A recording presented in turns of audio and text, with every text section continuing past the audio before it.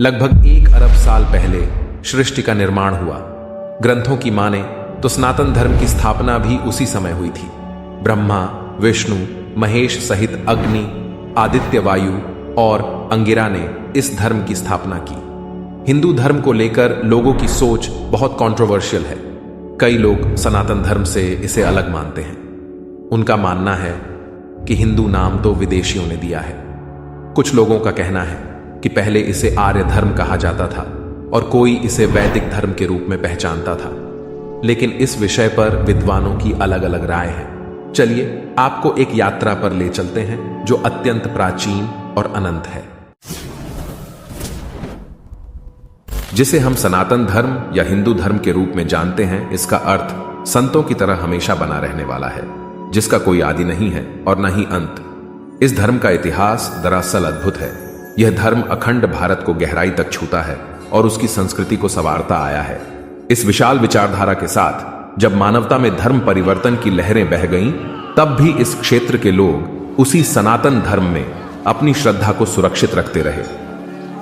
ओम, जो सनातन परंपरा का प्रतीक है, वह न केवल एक चिन्ह है बल्कि उस संस्कृति का निवास है जो ऋग्वेद के अनुसार हर देवता और मनुष्य को जन्म देता है और उन्हें प्रगति की राह दिखाता है।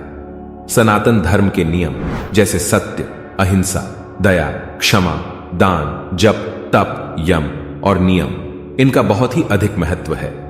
ये ह्यूमन वैल्यूज को सुरक्षित रखते हैं। सनातन धर्म में 4 वेद हैं: ऋग्वेद, यजुर्वेद, सामवेद और अथर्ववेद। ऋग्वेद से धर्म, यजुर्वेद से मोक्ष, सामवेद से काम और अथर्ववेद से अर्थ की प्राप्ति होती है।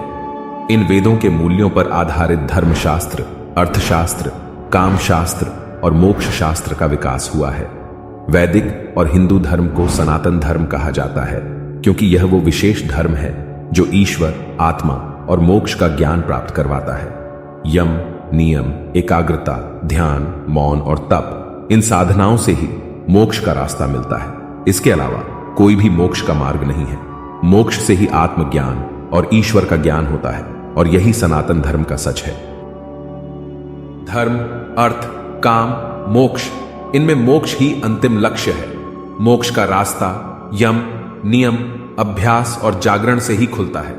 जन्म और मृत्यु सिर्फ मिथ्या है। जगत तो भ्रम रहित है। ब्रह्मा और मोक्ष ही सत्य है और मोक्ष से ही ब्रह्मा को प्राप्त किया जा सकता है। व्यक्ति के अस्तित्व को समृद्ध करने का कोई और रास्ता नहीं है। जो ब्रह्मा को समर्पित है उसे ब्राह्मण कहा जाता है। जो ब्रह्मा को जानता है उसे ब्रह्मर्षि कहते हैं और जो ब्रह्मा को समझता है वही ब्रह्मलीन होता है, अर्थात ब्रह्ममय हो जाने वाला। जो लोग परम तत्व, परब्रह्म, परमेश्वर को अनजान समझते हैं, वे असत्य में खो जाते हैं। उनकी जीवन कहानी मृत्यु के काल में अनंत अंधकार में घिरी रहती है। उनका जीवन भ्रम और भटकाव से भरा होता है और वे कभी अमृतत्व को हासिल नहीं कर पाते। मृत्यु से पहले सनातन धर्म के सत्य का मार्ग ध्यान में लाना बेहद महत्वपूर्ण होता है, वरना प्रलय काल के अंधकार में अनंत योनियों में भटकते रहना पड़ता है। तो ये था सनातन परिचय का पहला भाग। हमारी इस धार्मिक और प्राचीन यात्रा के साथ जुड़ने के लिए धन्यवाद। अगले भाग में हम पुराणों के बारे में विस्तार पूर्वक बात करेंगे। हमारी वीडियो आपको अच्छी लगी हो तो वीडियो को लाइक और चैनल को सब्सक्राइब जरूर करना। जय श्री कृष्ण।